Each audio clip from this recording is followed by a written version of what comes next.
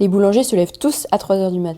Ça dépend le statut du boulanger. Si tu es salarié, tu viendras forcément plus tôt. Si tu es patron, après quelques années d'expérience, tu vas pouvoir te permettre d'arriver plus tard. Moi, j'arrivais plutôt vers 7 heures du matin. C'est plus cool niveau horaire. Le pain fait grossir. Alors le pain en lui-même ne fait pas grossir si tu manges des quantités adaptées. Après, c'est surtout ce que tu vas mettre dessus qui va faire la différence. Si tu mets de la pâte à tartiner, du beurre, de la confiture, ça va pas aider à ton régime du summer body. Boulanger, c'est forcément de père en fils. Alors non, j'ai pas hérité d'un tablier de boulanger de mon père, mais le métier de boulanger, c'est plutôt un métier de passion et pas de généalogie, je pense. Le pain sans gluten, c'est forcément plus sain. Alors pas forcément, il vaut mieux que tu manges un bon pain au levain naturel pris chez ton boulanger plutôt que d'acheter un pain sans gluten industriel au supermarché qui est bourré d'additifs et qui au final te rendra sûrement plus malade qu'un pain au gluten chez ton boulanger. On peut pas être allergique à la farine et être boulanger. Alors si on peut, c'est un peu mon histoire aussi.